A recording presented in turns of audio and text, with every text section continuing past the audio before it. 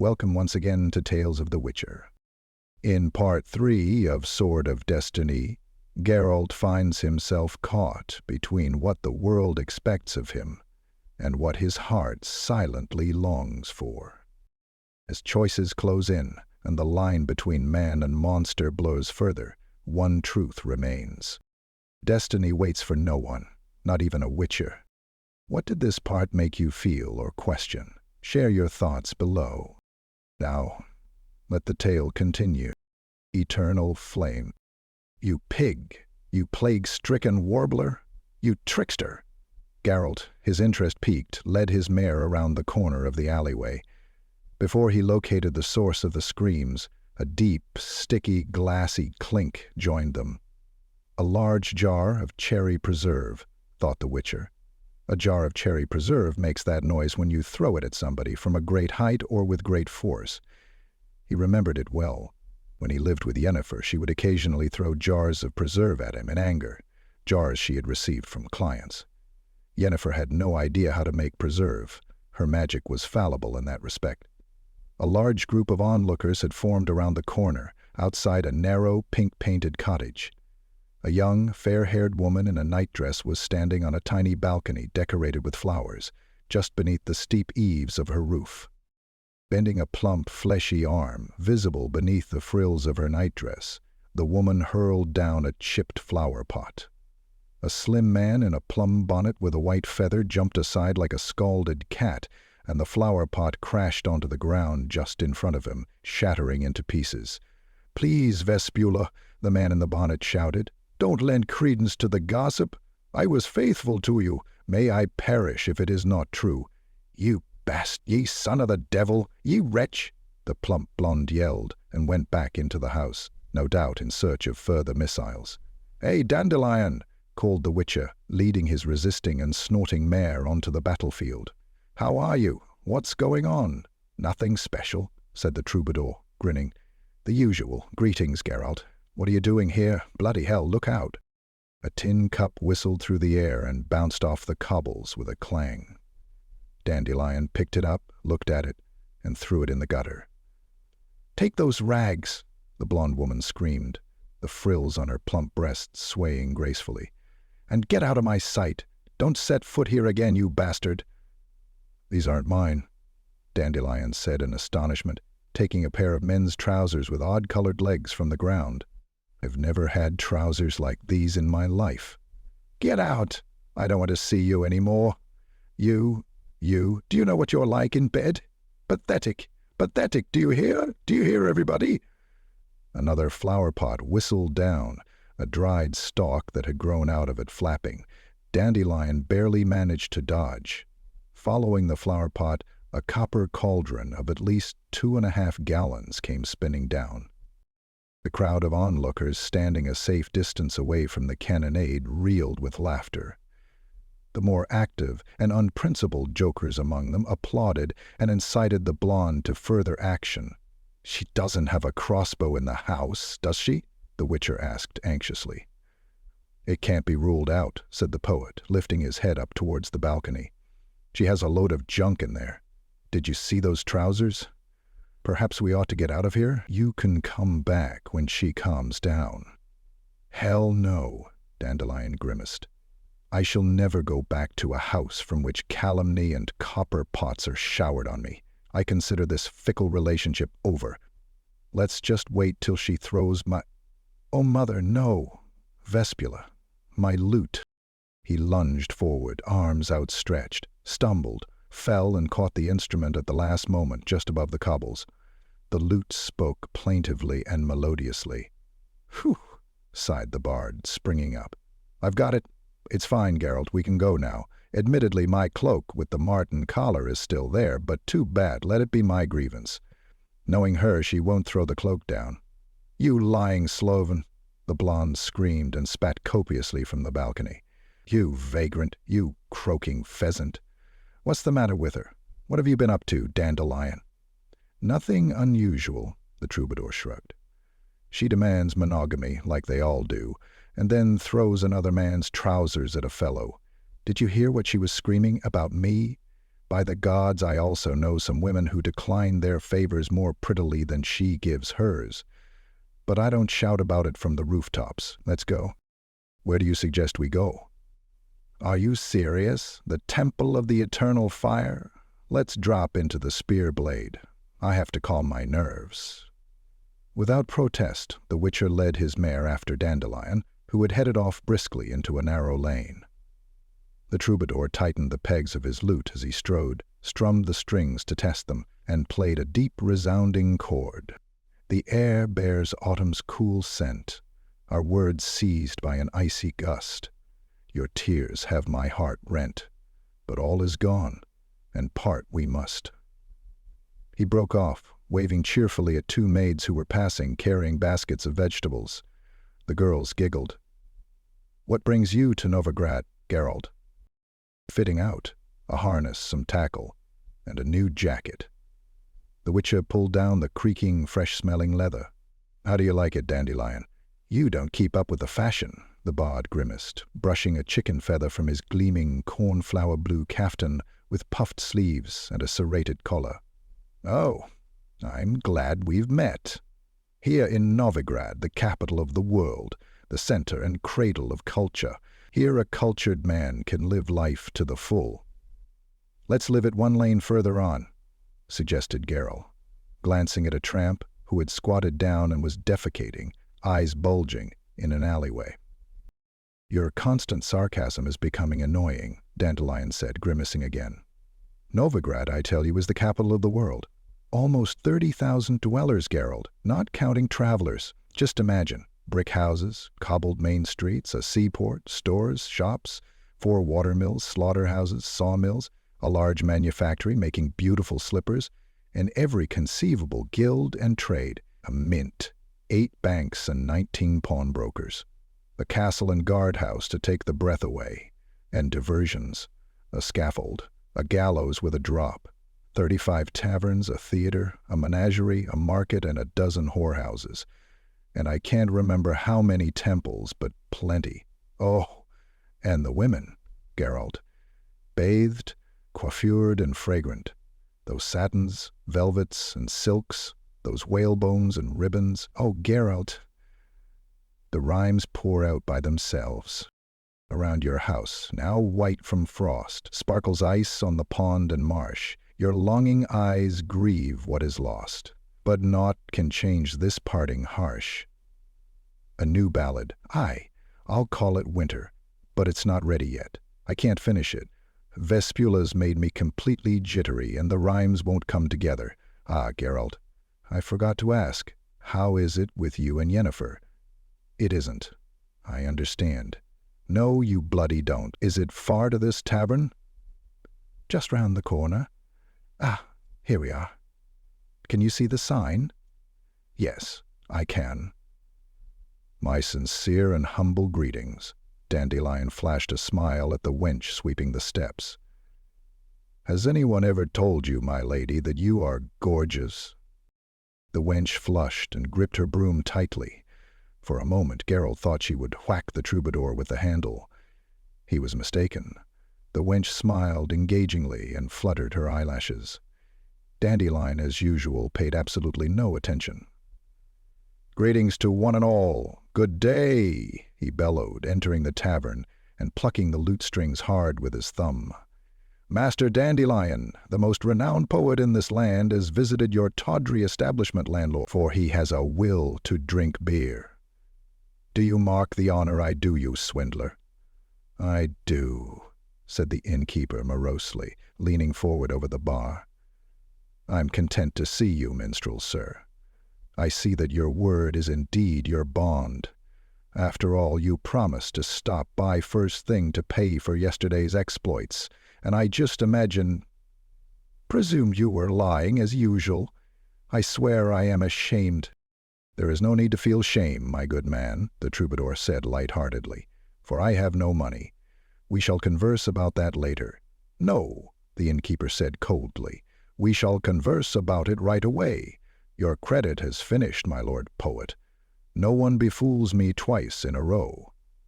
Dandelion hung up his lute on a hook protruding from the wall, sat down at a table, took off his bonnet, and pensively stroked the egret's feather. "Do you have any funds, Geralt?" he asked with hope in his voice. "No, I don't. Everything I had went on the jacket." That is ill, Dandelion sighed. "There's not a bloody soul to stand around. Innkeeper, why is it so empty here today?"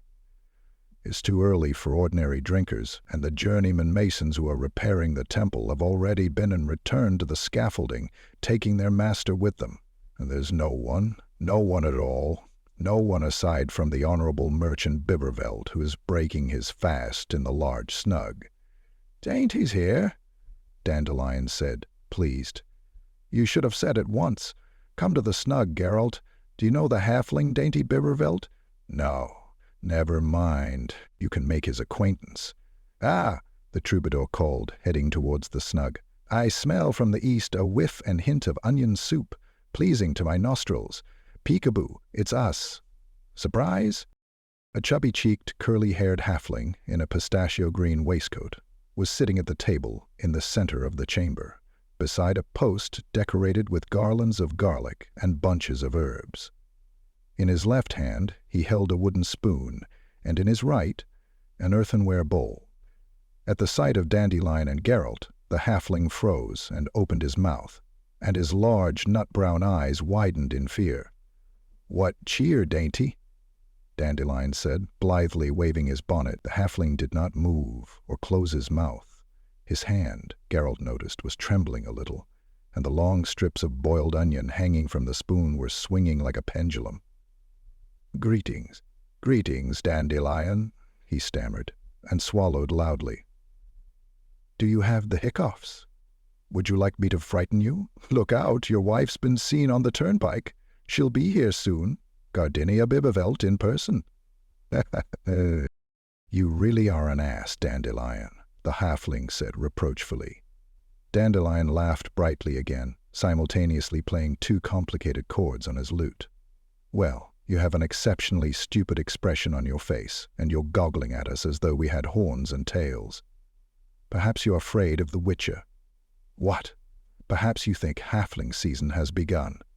Perhaps—" "Stop it," Geralt snapped, unable to stay quiet, and walked over to the table. "Forgive us, friend.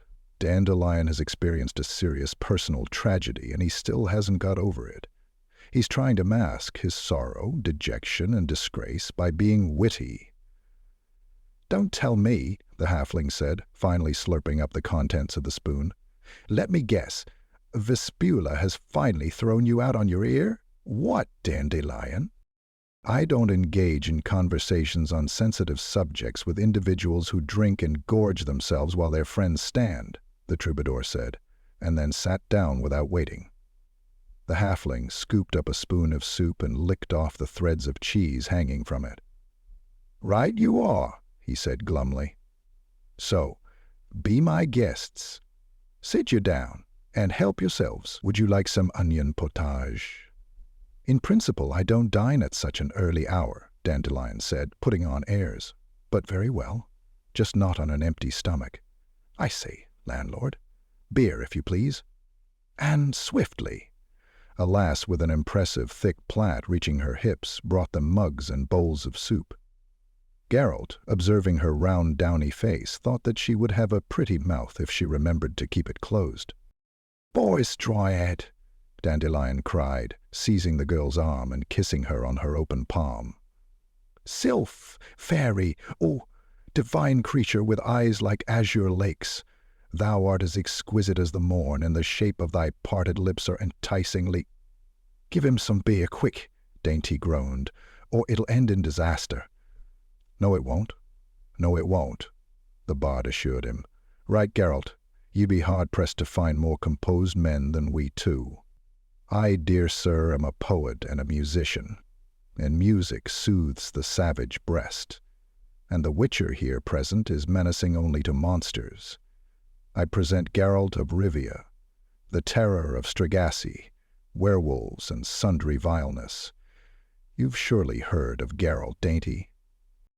"Yes, I have," the halfling said, glowering suspiciously at the Witcher.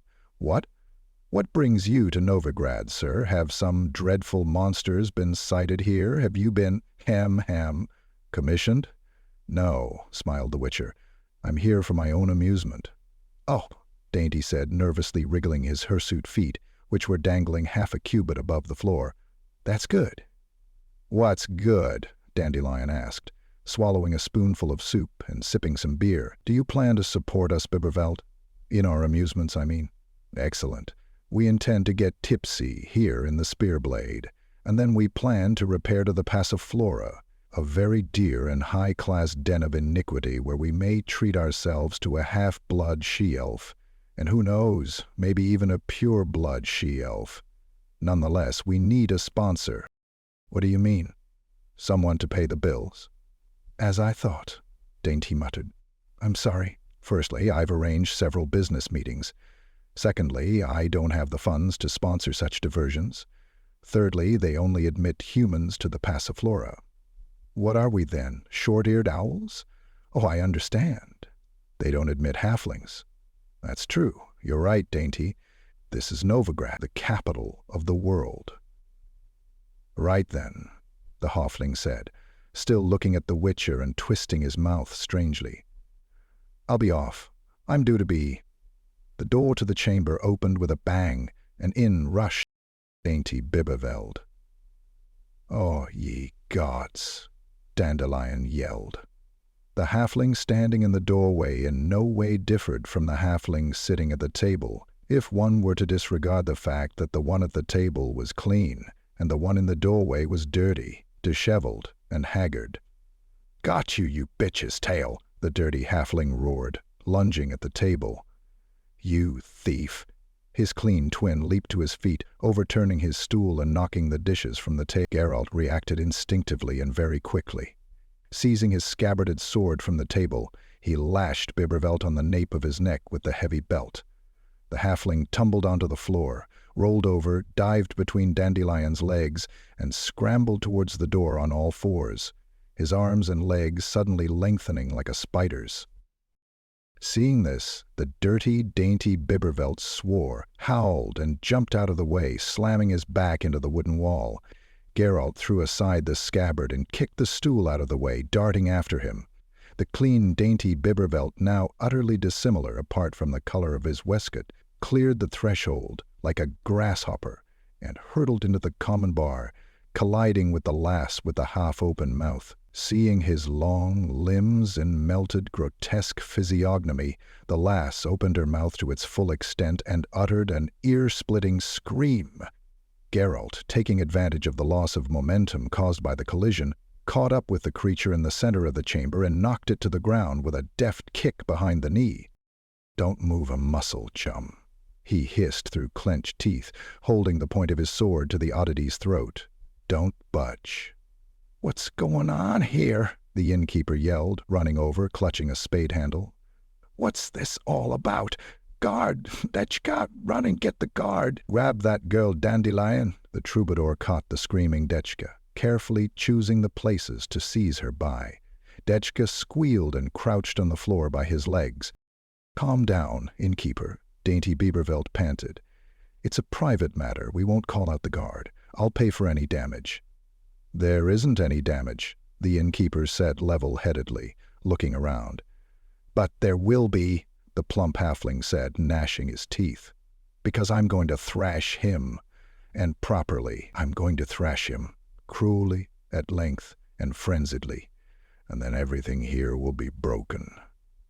The long-limbed and spread-out caricature of Dainty Biberveld, flattened on the floor, snivelled pathetically. Nothing doing, the innkeeper said coldly, squinting and raising the spade handle a little. Thrash it in the street or in the yard, sir, not here. And I'm calling the guard. Needs must, it is my duty. Forsooth, it's some kind of monster. Innkeeper, sir, Geralt said calmly, not relieving the pressure on the freak's neck. Keep your head. No one is going to destroy anything. There won't be any damage. The situation is under control. I'm a witcher, and as you can see, I have the monster in my grasp. And because indeed it does look like a private matter, we'll calmly sort it out here in the snug. Release the girl, Dandelion, and come here. I have a silver chain in my bag. Take it out and tie the arms of this gentleman securely, around the elbows, behind its back. Don't move, chum." The creature whimpered softly. "Very well, Geralt," Dandelion said. "I've tied it up. Let's go to the snug. And you, landlord, what are you standing there for? I ordered beer. And when I order beer, you're to keep serving me until I shout water." Geralt pushed the tied-up creature towards the snug and roughly sat him down by the post. Dainty Bibervelt also sat down and looked at him in disgust. "It's monstrous the way it looks," he said. "Just like a pile of fermenting dough. Look at its nose, Dandelion. It'll fall off any second, goblimey. And its ears are like my mother-in-law's just before her funeral. Ugh." Hold hard," Dandelion muttered. "Are you Bibervelt?" "Yes, you are, without doubt. But whatever's sitting by that post was you a moment ago, if I'm not mistaken." "Geralt, everybody's watching you. You're a witcher." "What the bloody hell is going on here? What is it?" "It's a mimic." "You're a mimic yourself," the creature said in a guttural voice, swinging its nose. "I am not a mimic, I'm a Doppler, and my name is Tellico Lundgradenklatort, Penstock for short. My close friends call me Doo-Doo." "I'll give you Doo-Doo, you whoreson," Dainty yelled, aiming a punch at him. "Where are my horses, you thief?" "Gentlemen," the innkeeper cautioned them, entering with a jug and a handful of beer mugs. "You promised things would be peaceful." "Ah, beer," the halfling sighed. "Oh, but I'm damn thirsty. And hungry." "I could do with a drink, too," Tellico Lundgradenklatort declared gugglingly. He was totally ignored. "What is it?" the innkeeper asked, contemplating the creature, who at the sight of the beer stuck its long tongue out beyond sagging, doughy lip. "What is it, gentlemen?" "A mimic," the witcher repeated, heedless of the faces the monster was making. "It actually has many names. A changeling, shapeshifter, vexling, or fetch. Or a Doppler, as it called itself." "A vexling?" the innkeeper yelled. "Here, in Novigrad, in my inn? Swiftly, we must call the guard, and the priests, or it will be on my head." "Easy does it," Dainty Bibervelt rasped, hurriedly finishing off Dandelion's soup from a bowl which by some miracle had not been spilled. "There'll be time to call anyone we need, but later. This scoundrel robbed me, and I have no intention of handing it over to the local law before recovering my property. I know you Novigradians and your judges. I might get a tenth. Nothing more." "Have mercy," the Doppler whimpered plaintively. "Don't hand me over to humans. Do you know what they do to the likes of me?" "Naturally we do," the innkeeper nodded. "The priests perform exorcisms on any vexling they catch. Then they tie it up with a stick between its knees and cover it thickly with clay mixed with iron filings. Roll it into a ball and bake it in a fire until the clay hardens into brick. At least that's what used to be done years ago, when these monsters occurred more often." "A barbaric custom, human indeed," Dainty said, grimacing and pushing the now empty bowl away. "But perhaps it is a just penalty for banditry and thievery."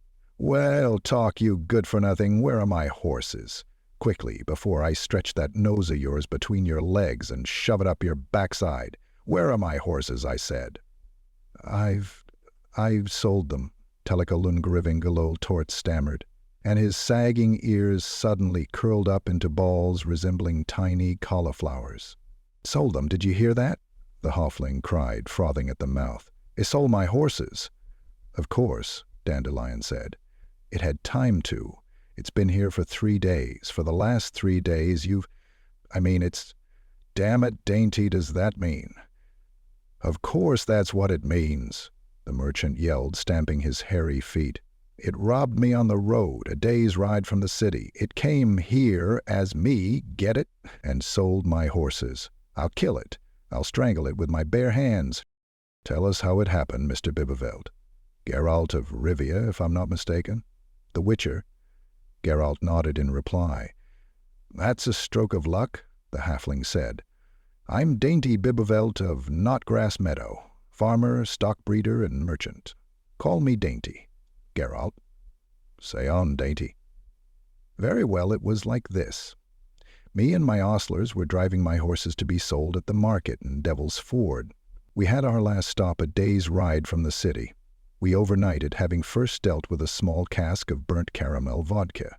I woke up in the middle of the night feeling like my bladder was about to burst, got off the wagon, and I thought to myself, I'll take a look at what the nags are doing in the meadow. I walk out, fog thick as buggery. I look, and suddenly someone's coming. Who goes there, I ask. He says nothing. I walk up closer and see myself, like in a looking glass. I think I oughtn't to have drunk that bloody moonshine, accursed spirit. And this one here, for that's what it was, ups and conks me on the noggin. I saw stars and went arse over tit.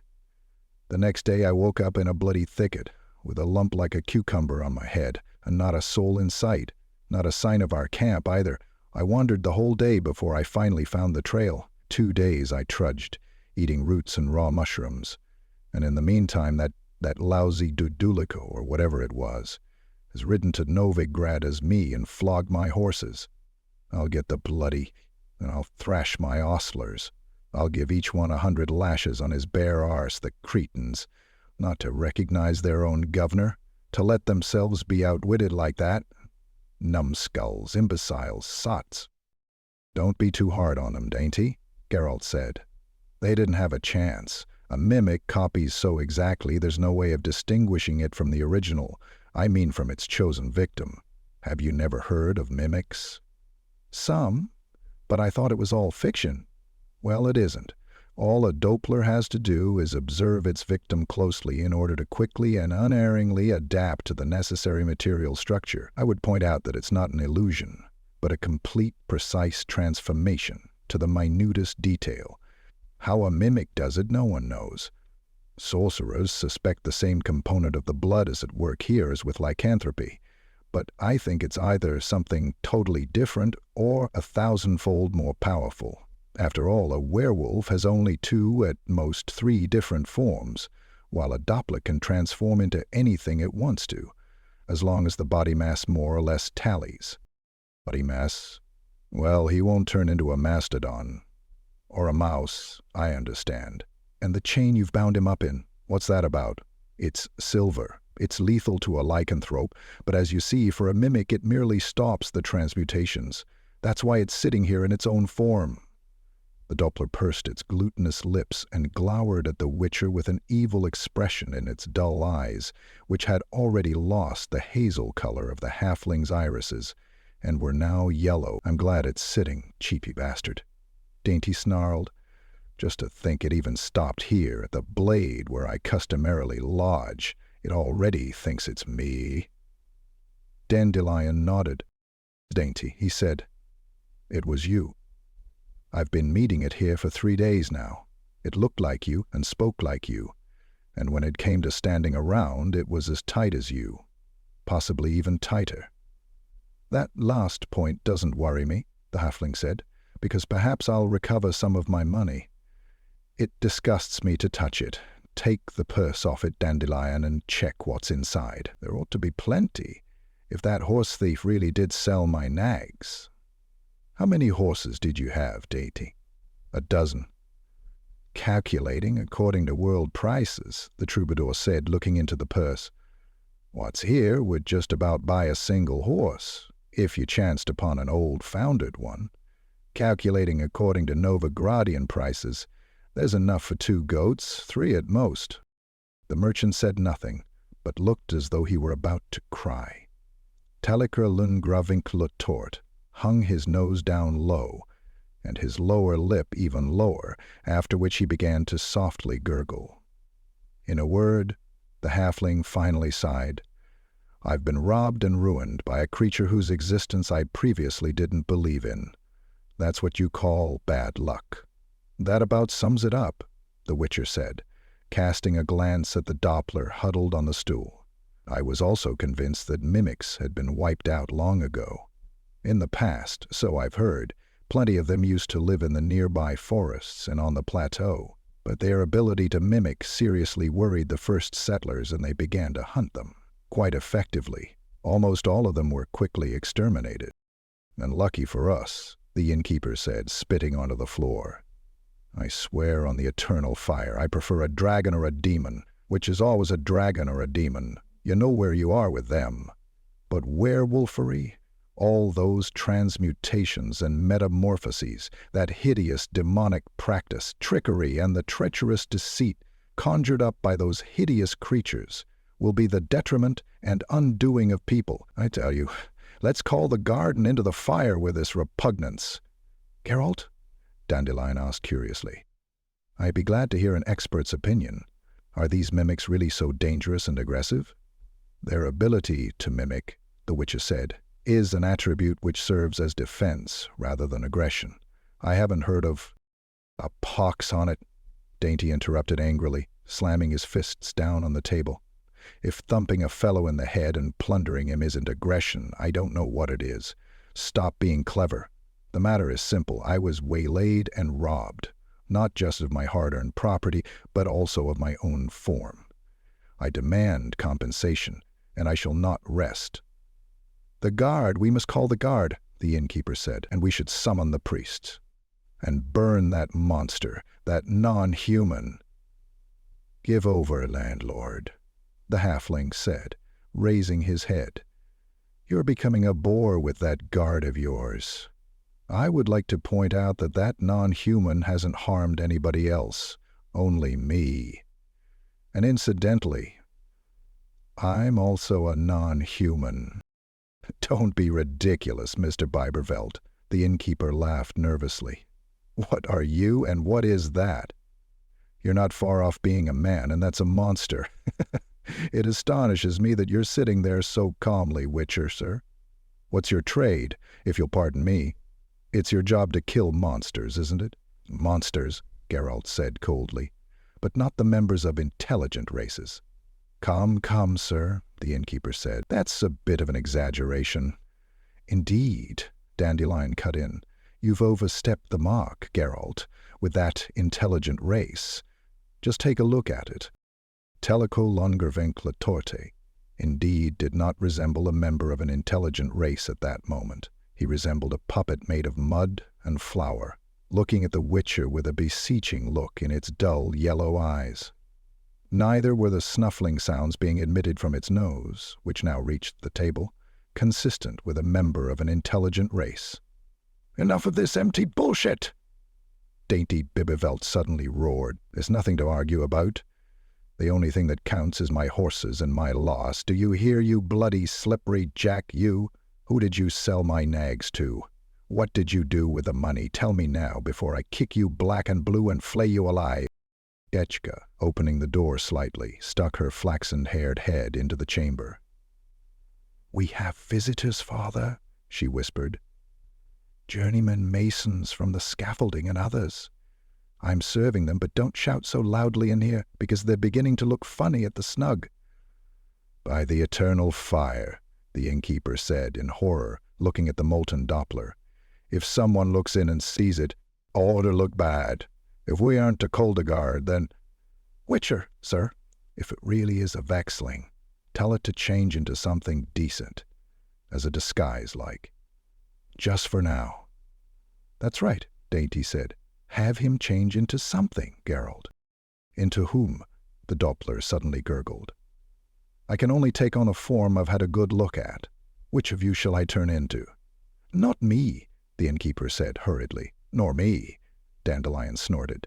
Anyway, it wouldn't be any disguise. Everybody knows me, so the sight of two dandelions at one table would cause a bigger sensation than the one here in person. It would be the same with me, Geralt smiled. That leaves you, Dainty, and it's turned out well. Don't be offended, but you know yourself that people have difficulty distinguishing one halfling from another. The merchant did not ponder this for long. Very well, he said. Let it be. Take the chain off him, Witcher. Right then, turn yourself into me, O intelligent race. After the chain had been removed, the Doppler rubbed its doughy hands together, felt its nose and stared goggle-eyed at the halfling. The sagging skin on its face tightened up and acquired color. Its nose shrank and drew in with a dull, squelching sound, and curly hair sprouted on its bald pate. Now it was Dainty's turn to goggle. The innkeeper opened his mouth in mute astonishment, and Dandelion heaved a sigh and groaned. The last thing to change was the color of its eyes. The second Dainty Biberveld cleared its throat, reached across the table, seized the first Dainty Biberveld's beer mug, and greedily pressed its mouth to it. "It can't be. It can't be," Dandelion said softly. "Just look. He's been copied exactly. They're indistinguishable, down to the last detail, this time even the mosquito bites and stains on its breeches." "Yes, on its breeches. Geralt, not even sorcerers can manage that." "Feel it. It's real wool." "That's no illusion." "Extraordinary. How does it do it?" "No one knows," the Witcher muttered. "It doesn't either. I said it has the complete ability for the free transformation of material structure, but it is an organic, instinctive ability." "But the breeches? What has it made the breeches out of? And the waistcoat?" "That's its own adapted skin. I don't think it'd be happy to give up those trousers. Anyway, they'd immediately lose the properties of wool."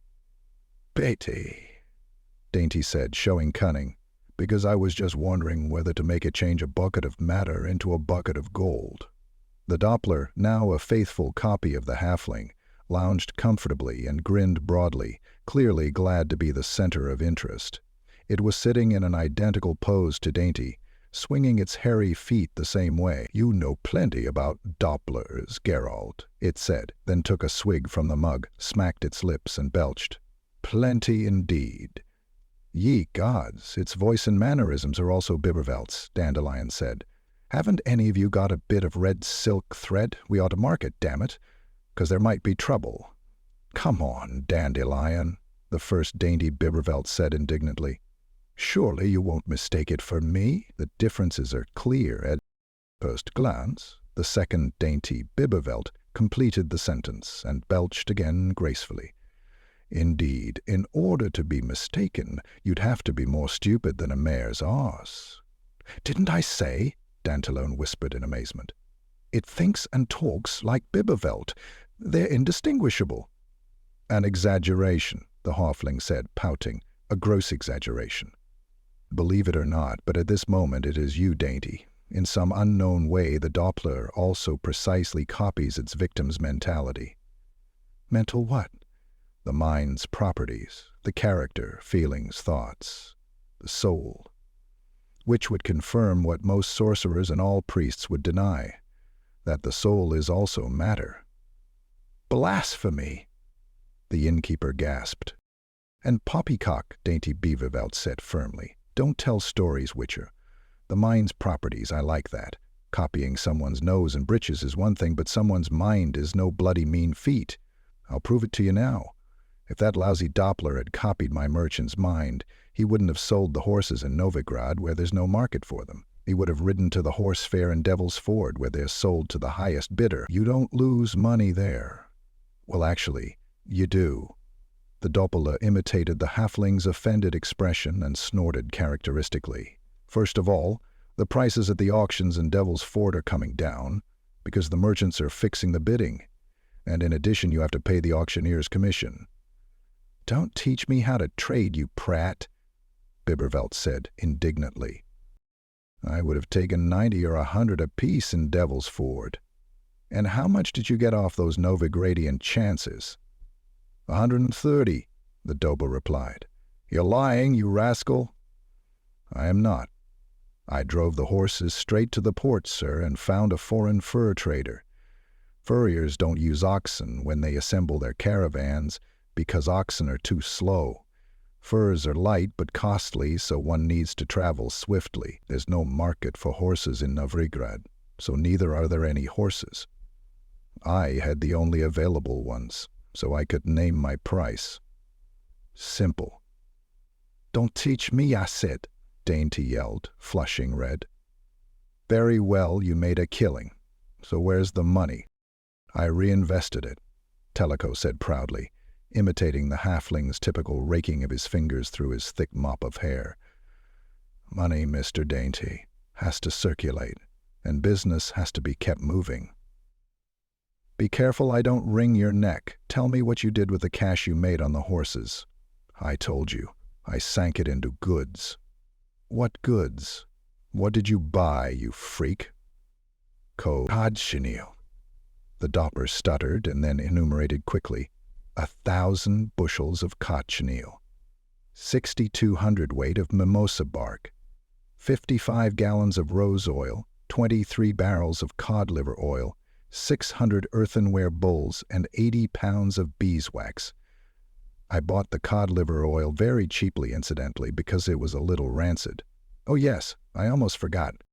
I also bought 100 cubits of cotton string. A long, very long silence fell. Cod liver oil, Dainty finally said, enunciating each word very slowly. Cotton string, rose oil. I must be dreaming. Yes, it's a nightmare. You can buy anything in Novigrad, every precious and everyday thing. And this moron here spends my money on shit, pretending to be me. I'm finished. My money's lost. My merchant's reputation is lost. No, I've had enough of this. Lend me your sword, Geralt. I'll cut him to shreds here and now. The door to the chamber creaked open. The merchant Bibervelt, crowed an individual in a purple toga, which hung on his emaciated frame as though on a stick. He had a hat on his head, shaped like an upturned chamber pot. Is the merchant Bibervelt here? Yes, the two halflings answered in unison. The next moment one of the dainty Bibervelts flung the contents of the mug in the Witcher's face, deftly kicked the stool from under Dandelion, and slipped under the table towards the door, knocking over the individual in the ridiculous hat on the way. Fire! Help! It yelled, rushing out towards the common chamber. Murder! Calamity! Geralt, shaking off the beer froth, rushed after him, but the second Bibervelt, who was also tearing towards the door, slipped on the sawdust and fell in front of him. The two of them fell over, right on the threshold. Dandelion, clambering out from under the table, cursed hideously. Asa! Yelled the skinny individual, entangled in his purple toga from the floor. Rebba-rubba! Criminals! Geralt rolled over the halfling and rushed into the main chamber to see the Doppler jostling the drinkers, running out into the street. He rushed after him, only to run into a resilient but hard wall of men barring his way. He managed to knock one of them over, smeared with clay and stinking of beer, but others held him fast in the iron grip of powerful hands. He fought furiously, but heard the dry report of snapping thread and rending leather, and the sleeve become loose under his right armpit. The Witcher swore and stopped struggling. "We have him!" the masons yelled. "We've got the robber!" "What do we do now, master?" "Lime!" the master bellowed, raising his head from the table and looking around with unseeing eyes. "Guahard!" the purple one yelled, crawling from the chamber on all fours. "An official has been assaulted. God! It will be the gallows for you, villain." "We have him!" the mason shouted. "We have him, sir!" "That's not him!" the individual in the toga bellowed. "Catch the scoundrel! After him! To the dungeons with him! Who? Bibervelt, the halfling! After him! Give chase! To the dungeons with him!" "Hold on a moment," Dainty said, emerging from the snug. "What's it all about, Mr. Schwan? Don't drag my name through the mud. And don't sound the alarm, there's no need." Schwan was silent and looked at the halfling in astonishment. Dandelion emerged from the chamber, bonnet at an angle, examining his loot. The masons, whispering among themselves, finally released Geralt. The Witcher, although absolutely furious, limited himself to spitting copiously on the floor. "Mission Bibervelt," Schwan crowed, narrowing his myopic eyes. "What is the meaning of this? An assault on a municipal official may cost you dearly? Who was that? That halfling who bolted?" "My cousin," Dainty said quickly. "A distant cousin." Yes, Dandelion agreed, swiftly backing him up and feeling in his element. "Bibervelt's distant cousin. known as Nutcase Biberveld, the black sheep of the family. And when he was a child, he fell into a well, a dried-up well, but unfortunately the pail hit him directly on his head. He's usually peaceful. It's just that the color purple infuriates him. But there's nothing to worry about, because he's calmed by the sight of red hairs on a lady's loins. That's why he rushed straight to Passiflora. I tell you, Mr. Schwan. That's enough, Dandelion, the Witcher hissed. Shut up, damn it. Sven pulled his toga down, brushed the sawdust off it, and straightened up, assuming a haughty air. Now then, he said, heed your relatives more attentively, Merchant Biberveld, because as you well know, you are responsible. Were I to lodge a complaint, but I cannot afford the time. I am here, Biberveld, on official business. On behalf of the municipal authorities, I summon you to pay tax. Eh? Tax, the official repeated, and pouted his lips in a grimace probably copied from someone much more important. What are you doing? Been infected by your cousin? If you make a profit, you have to pay taxes, or you'll have to do time in the dungeon. Me? Dainty roared. Me make a profit? All I have is losses, for fuck's sake. Careful, Biberveld, the Witcher hissed, while Dandelion kicked the halfling furtively in his hairy shin. The halfling coughed. Of course, he said, struggling to put a smile on his chubby face. Of course, Mr. Schwan, if you make a profit, you have to pay taxes. High profits, high taxes. And the other way around, I'd say. It is not for me to judge your business, sir, the official said, making a sour face. He sat down at the table, removing from the fathomless depths of his toga an abacus and a scroll of parchment, which he unrolled on the table, first wiping it with a sleeve. It is my job to count up and collect. Now then, let us reckon this up. That will be, 2 down, carry the 1. Now then, 1,553 crowns and 20 pennies. A hushed wheeze escaped Dante Biberveld's lips.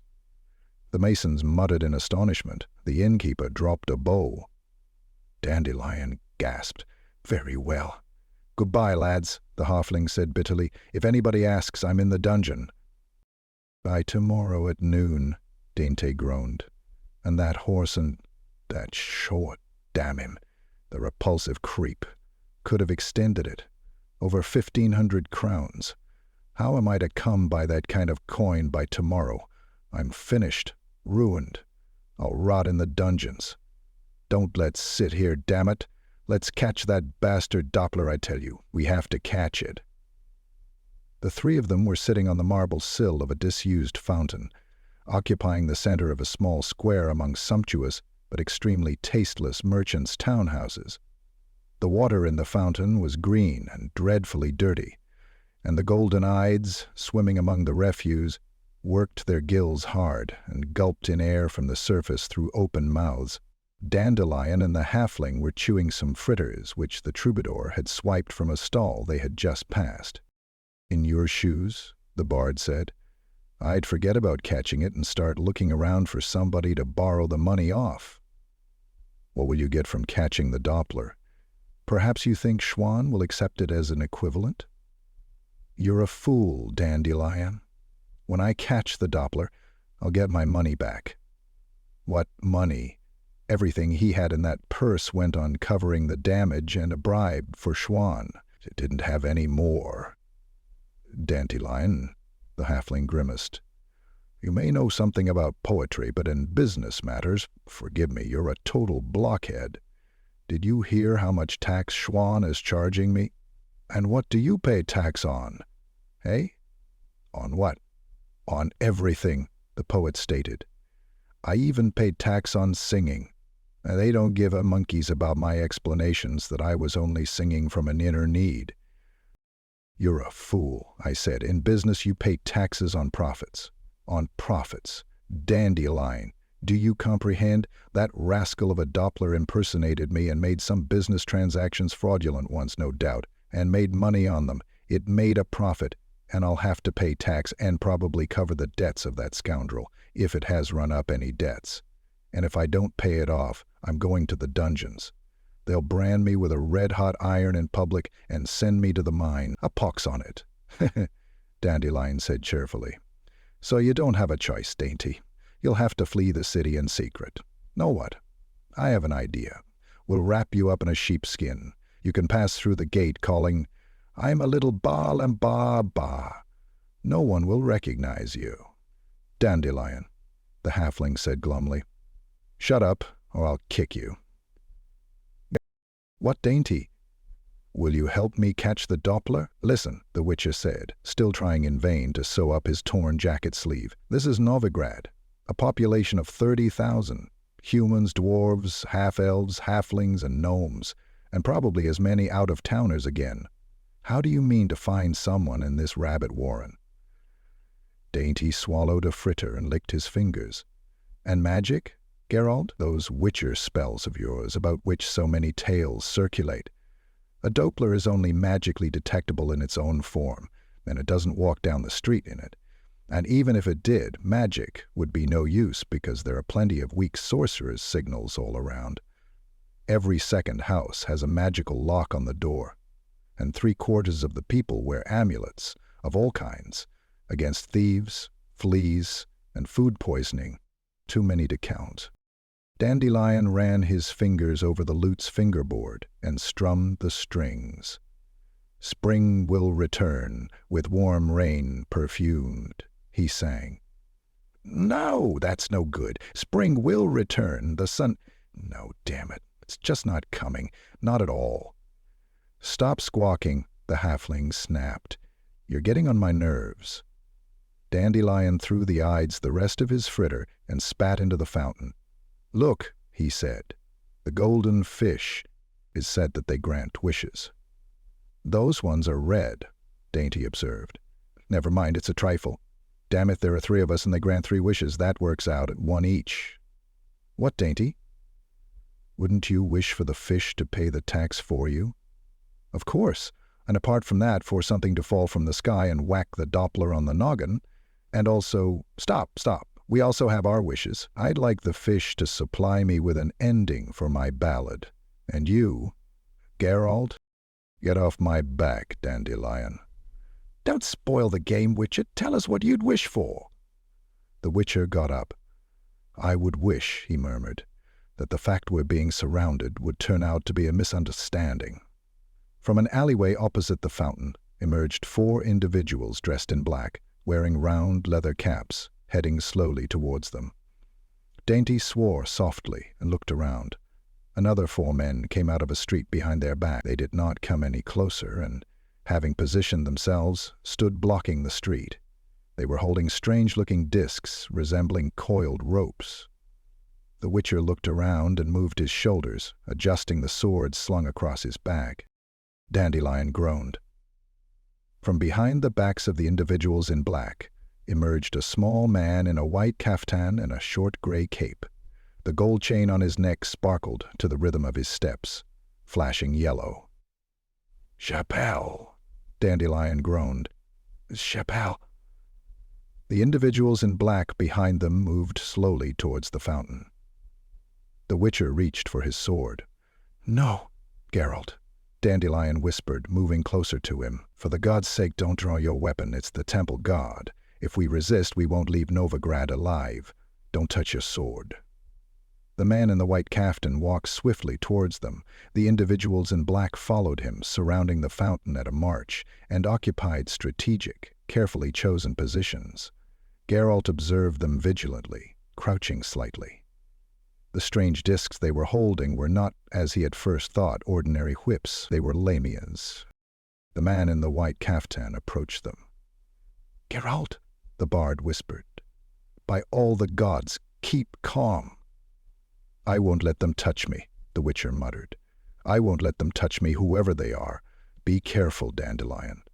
When it starts, you 2 flee as fast as you can. I'll keep them busy for some time." Dandelion did not answer. Slinging the lute over one shoulder, he bowed low before the man in the white caftan, which was ornately embroidered with gold and silver threads in an intricate mosaic pattern. "Venerable Chapelle." The man addressed as Chapelle stopped and swept them with his gaze. His eyes, Geralt noticed, were frost-cold and the color of steel. His forehead was pale, beaded unhealthily with sweat, and his cheeks were flushed with irregular red blotches. "Mr. Dainty Bibervelt, merchant," he said, "the talented dandelion, and Geralt of Rivia, a representative of the oh-so-rare witcher's profession. A reunion of old friends? Here in Novigrad?" None of them answered. "I consider it highly regrettable," Chapelle continued, "that a report has been submitted about you." Dandelion blanched slightly, and the halfling's teeth chattered. The Witcher was not looking at Chapelle. He did not take his eyes off the weapons of the men in leather caps surrounding the fountain. In most of the countries known to Geralt, the production and possession of spiked lamias, also called Mahenian scourges, were strictly prohibited. Novigrad was no exception. Geralt had seen people struck in the face by a lamia. He would never forget those faces. "The keeper of the Spearblade Inn," Chapelle continued, "had the audacity to accuse you gentlemen of collusion with a demon, a monster, known as a changeling or a vexling." None of them answered. Chapelle folded his arms on his chest and looked at them coldly. "I felt obliged to forewarn you of that report. I shall also inform you that the above-mentioned innkeeper has been imprisoned in the dungeons. There is a suspicion that he was raving under the influence of beer or vodka. Astonishing what people will concoct. Firstly, there are no such things as vexlings. It is a fabrication of superstitious peasants." No one commented on this. "Secondly, what vexling would dare to approach a witcher?" Chapelle smiled. "And not be killed at once, am I right? The innkeeper's accusation would thus be ludicrous, were it not for one vital detail." Chapelle nodded, pausing dramatically. The Witcher heard Dainty slowly exhaling a large lungful of air. "Yes, a certain vital detail," Chapelle repeated. "Namely, we are facing heresy and sacrilegious blasphemy here. For it is a well-known fact that no vexling, absolutely no vexling, nor any other monster, could even approach the walls of Novigrad, because here, in 19 temples, burns the eternal fire, whose sacred power protects the city. Whoever says that he saw a vexling at the spear blade a stone's throw from the chief altar of the eternal fire is a blasphemous heretic and will have to retract his claim. Should he not want to, he shall be assisted by the power and means which, trust me, I keep close at hand in the dungeons. Thus, as you can see, there is nothing to be concerned about." The expressions on the faces of Dandelion and the halfling showed emphatically that they both thought differently. "There is absolutely nothing to be concerned about," Chapelle repeated. "You may leave Novigrad without let or hindrance. I will not detain you. I do have to insist, gentlemen, however, that you do not broadcast the lamentable fabrications of the innkeeper, that you do not discuss this incident openly. Statements calling into question the divine power of the eternal fire, irrespective of the intention, we, the humble servants of the temple, would have to treat as heresy, with all due consequences. Your personal religious convictions, whatever they might be, and however I respect them, are of no significance. Believe in what you will. I am tolerant while somebody venerates the eternal fire and does not blaspheme against it. But, should they blaspheme, I shall order them burnt at the stake, and that is that. Everybody in Novigrad is equal before the law, and the law applies equally to everybody. Anyone who blasphemes against the eternal fire perishes at the stake, and their property is confiscated. But enough of that. I repeat, you may pass through the gates of Novigrad without hindrance, ideally." Chapelle smiled slightly, sucked in his cheeks in a cunning grimace, and his eyes swept the square. The few passers-by observing the incident quickened their step and rapidly turned their heads away. "Ideally," Chapelle finished, "ideally, with immediate effect. Thank you for the time you have given me." Dainty turned away, mouth moving noiselessly. The Witcher had no doubt that the noiseless word had been Whoreson. Dainty lowered his head, smiling foolishly. "My dear Witcher," Chapelle suddenly said, "a word in private if you would." Geralt approached, and Chapelle gently extended an arm. "If he touches my elbow, I'll strike him," the Witcher thought. "I'll strike him, whatever happens." Chapelle did not touch Geralt's elbow. "My dear Witcher," he said quietly, turning his back on the others. "I am aware that some cities, unlike Novigrad, are deprived of the divine protection of the eternal fire. Let us then suppose that a creature similar to a Vexling was prowling in one of those cities. I wonder how much you would charge in that case for undertaking to catch a Vexling alive." "I don't hire myself out to hunt monsters in crowded cities," the Witcher shrugged. "An innocent bystander might suffer harm." "Are you so concerned about the fate of innocent bystanders?" "Yes, I am, because I am usually held responsible for their fate, and have to cope with the consequences." "I understand. And would not your concern for the fate of innocent bystanders be in inverse proportion to the fee?" "It would not." "I do not greatly like your tone, Witcher, but no matter. I understand what you hint at by it. You are hinting that you do not want to do what I would ask you to do, making the size of the fee meaningless." "And the form of the fee?" "I do not understand." Come. "I mean it." "Purely theoretically," Chapelle said, quietly, calmly, without any anger or menace in his voice, "it might be possible that the fee for your services would be a guarantee that you and your friends would leave the theoretical city alive. What then?" "It is impossible," the Witcher said, smiling hideously, "to answer that question theoretically. The situation you are discussing, Reverend Chapelle, would have to be dealt with in practice. I am in no hurry to do so, but if the necessity arises, if there proves to be no other choice, I am prepared to go through with it." Perhaps you are right," Chapelle answered dispassionately. "Too much theory. As concerns practice, I see that there will be no collaboration." "A good thing, perhaps?" "In any case, I cherish the hope that it will not be a cause for conflict between us." "I also cherish that hope." "Then may that hope burn in us, Geralt of Rivia. Do you know what the eternal fire is? A flame that never goes out, a symbol of permanence, a way leading through the gloom, a harbinger of progress, of a better tomorrow. The eternal fire, Geralt, is hope. For everybody, without exception. For if something exists that embraces us all, you, me, others, then that something is precisely hope. Remember that." "It was a pleasure to meet you, Witcher." Geralt bowed stiffly, saying nothing. Chapelle looked at him for a moment, then turned about energetically and marched through the small square without looking around at his escort. The men armed with the lamias fell in behind him, forming up into a well-ordered column. "Oh, mother of mine," Dandelion whimpered, timidly watching the departing men. "But we were lucky. If that is the end of it, if they don't collar us right away."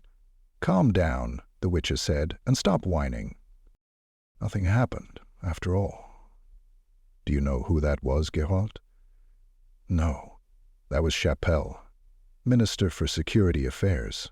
The Novigrad Secret Service is subordinate to the Temple. Chapelle is not a priest, but the Eminence Grise to the hierarch, the most powerful and most dangerous man in the city. Everybody, even the council and the guilds, shake in their shoes before him, because he's a first-rate bastard, Geralt, drunk on power, like a spider drunk on fly's blood. It's common knowledge, though not discussed openly in the city, what he's capable of. People vanishing without trace, falsified accusations, torture, assassinations, terror, blackmail, and plain plunder. Extortion, swindles, and fraud. By the gods, you've landed us in a pretty mess, Biberveld."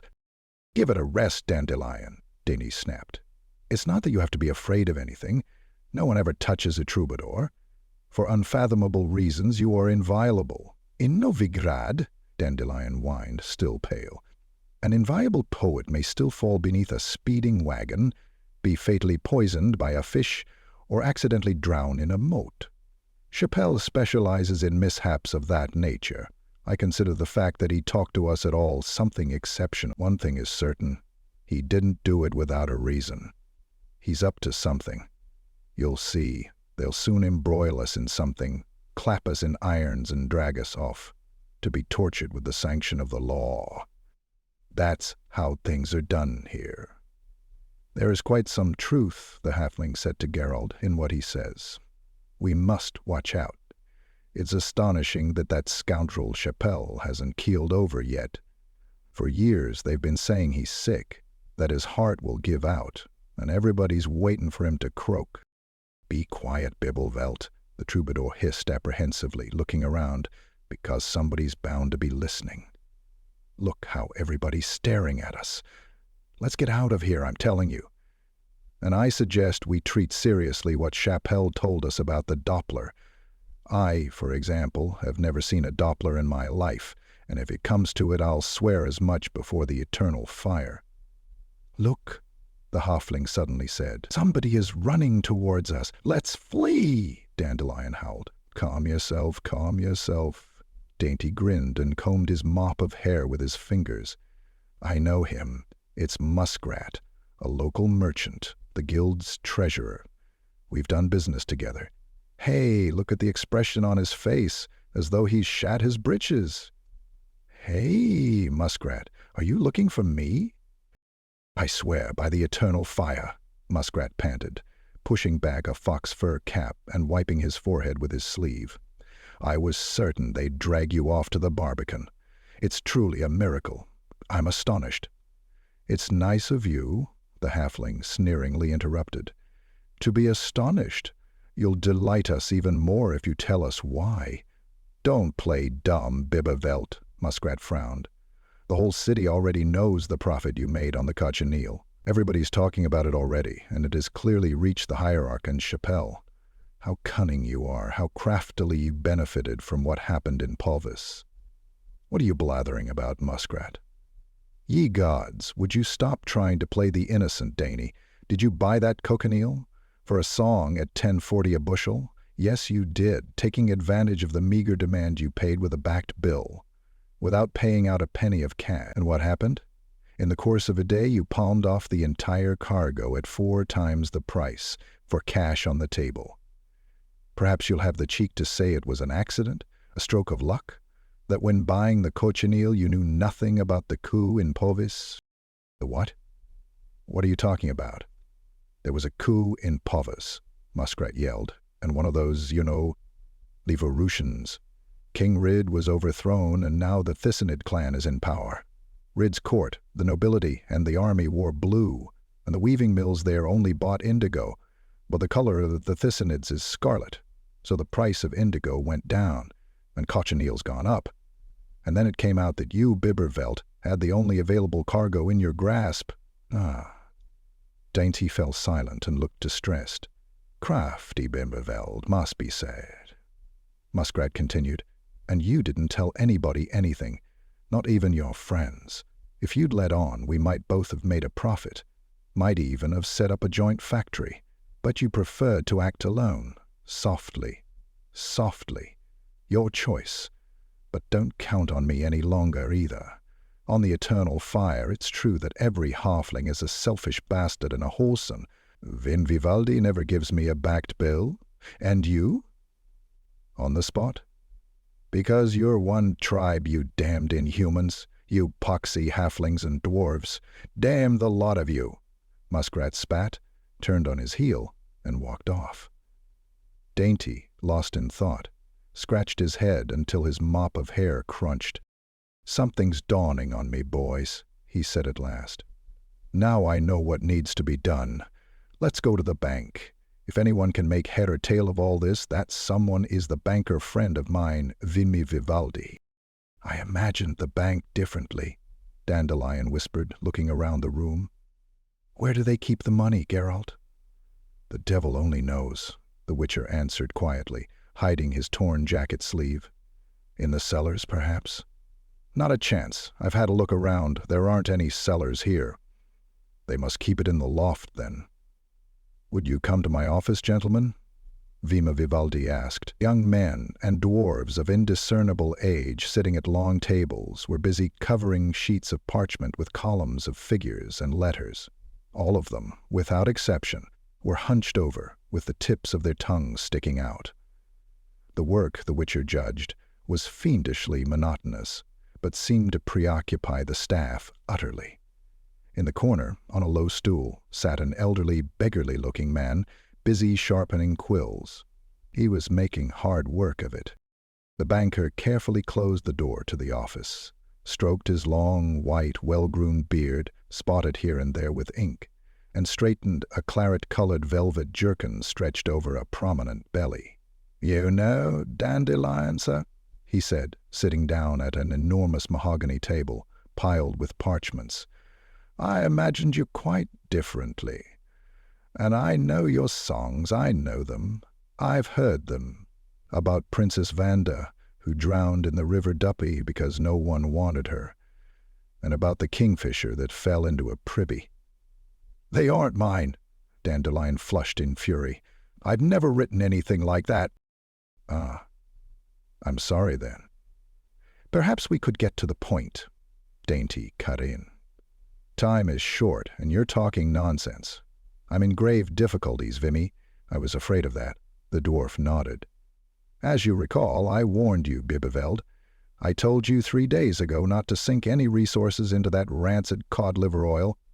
What if it was cheap?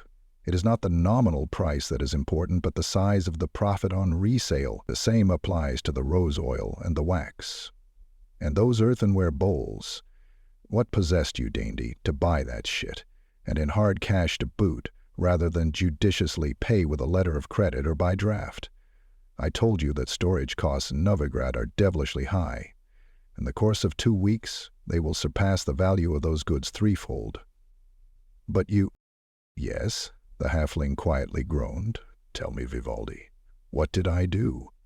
"But you told me not to worry, that you would sell everything in the course of 24 hours, and now you come and declare that you are in trouble, smiling foolishly and disarmingly all the while. But it's not selling, is it? And costs are rising, what? Ha! That's not good. Not good." "How am I to get you out of it, Dainty? Had you at least insured that junk, I would have sent one of the clerks at once to quietly torch the store. No, my dear, the only thing to be done is to approach the matter philosophically and say to oneself, 'Fuck this for a game of soldiers. This is business. You win some, you lose some. What kind of profit was it anyway, that cod-liver oil, wax and rose oil? Rizzaboy. Let us talk about serious business. Tell me if I should sell the mimosa bark yet, because the offers have begun to stabilize at 5 5/6." "Hey, are you deaf?" The banker frowned. "The last offer was exactly 5 5/6. You came back, I hope, to close the deal? You won't get 7 anyhow, daintily." "I came back?" Vivaldi stroked his beard and picked some crumbs of fruitcake from it. "You were here an hour since," he said calmly, "with instructions to hold out for 7. A 7-fold increase on the price you paid is 2 crowns, 5 40 pennies a pound. That is too high, Dainty, even for such a perfectly timed market. The tanneries will already have reached agreement, and they will solidly stick to the price." "I'm absolutely certain?" The door to the office opened, and something in a green felt cap and a coat of dappled coney fur girded with hempen twine rushed in. "Merchant Suleiman is offering 2 crowns 15, it squealed. 6 1/6, Vivaldi swiftly calculated. "What do we do, Dainty?" "Sell!" the halfling yelled. "A 6-fold profit, and you still bloody wondering?" Another something in a yellow cap and a mantle resembling an old sack dashed into the office. Like the first something, it was about 2 cubits tall. "Merchant Bibeveld instructs not to sell for below 7, it shouted, wiped its nose on its sleeve, and ran out. "Ah," the dwarf said after a long silence. "One Biberveld orders us to sell, and another Biberveld orders us to wait. An interesting situation. What do we do, Dainty? Do you set about explaining at once, or do we wait until a third Biberveld orders us to load the bark onto galleys and ship it to the land of the cynocephali?" "Hey? What is that?" Dandelion stammered, pointing at the something in a green cap still standing in the doorway. "What the bloody hell is it?" "A young gnome," Geralt said. "Undoubtedly," Vivaldi confirmed coldly. "It is not an old troll. Anyway, it's not important what it is." "Very well, Dainty. If you please." "Vinde," the halfling said, "if you don't mind, don't ask questions. Something awful has happened. Just accept that I, Dainty Bibervelt of Knotgrass Meadow, an honest merchant, do not have a clue what's happening. Tell me everything, in detail. The events of the last 3 days, please, Vinde." "Curious," the dwarf said. "Well, for the commission I take, I have to grant the wishes of the client, whatever they might be. So listen, you came rushing in here 3 days ago, out of breath, gave me a deposit of 1,000 crowns and demanded an endorsement on a bill amounting to 2,520 to the bearer. I gave you that endorsement. Without a guarantee? Correct. I like you, Dainty. Go on, Vimy. The next day, you rushed in with a bang and a clatter, demanding that I issue a letter of credit on a bank in Visima for the considerable sum of 3,500 crowns. The beneficiary was to be, if I remember rightly, a certain Terlukokian, alias Truffle. Well, I issued that letter of credit. Without a guarantee? The halfling said hopefully. My affection for you, Bibervelt, the banker said, ceases at around 3,000 crowns. This time I took from you a written obligation that in the event of insolvency the mill would be mine." "What mill?" "That of your father-in-law, Arno Hardbottom in Knotgrass Meadow." "I'm not going home," Dainty declared, glumly, but determinedly. "I'll sign on to a ship and become a pirate." Vimy Vivaldi scratched an ear and looked at him suspiciously. "Oh, come on," he said. "You took that obligation and tore it up almost right away. You were solvent, no small wonder, with profits like that." "Profits? That's right, I forgot," muttered the dwarf. "I was meant not to be surprised by anything. You made a good profit on the cochineal, Bibervelt, because, you see, there was a coup in Pavis. I already know," the dwarf interrupted. "Indigo's gone down, and cochineal's gone up, and I made a profit. Is that true, Vimy?" "Yes, it is. You have in my safe keeping 6,346 crowns and 80 pennies. Net, after deducting my commission and tax. You paid the tax for me." "What else would I do?" Vivaldi said in astonishment. "After all, you were here an hour ago and told me to pay it. The clerk has already delivered the entire sum to City Hall, something around 1,500 because the sale of the horses was, of course, included in it." The door opened with a bang, and something in a very dirty cap came running in. 2 crowns 30, it shouted. "Merchant Hazelquist." "Don't sell," Dainty called. "We'll wait for a better price. Be gone, back to the market with the both of you." The 2 gnomes caught some coppers thrown to them by the dwarf and disappeared. "Right. Where was I?" Vivaldi wondered, playing with a huge, strangely formed amethyst crystal serving as a paperweight. "Ah, with the cochineal, bought with a bill of exchange. And you needed the letter of credit I mentioned to purchase a large cargo of mimosa bark. You bought a deal of it, but quite cheaply for 35 pennies a pound from a Zanguibarian factor, that Truffle, or perhaps Morel. The galley sailed into port yesterday. And then it all began." "I can imagine," Dainty groaned. "What is mimosa bark needed for?" Dandelion blurted out. "Nothing," the halfling muttered dismally, unfortunately. "Mimosa bark, poet sir," the dwarf explained, "is an agent used for tanning hides. If somebody was so stupid," Dainty interrupted, "as to buy mimosa bark from beyond the seas, when oak bark can be bought in Temeria for next to nothing." "And here is the nub of the matter," Vivaldi said, "because in Temeria the Druids have just announced that if the destruction of oaks is not stopped immediately, they will afflict the land with a plague of hornets and rats. The Druids are being supported by the Dryads." and the king there is fond of dryads. In short, since yesterday there has been a total embargo on Temerian oak, for which reason mimosa is going up. Your information was accurate, Dainty.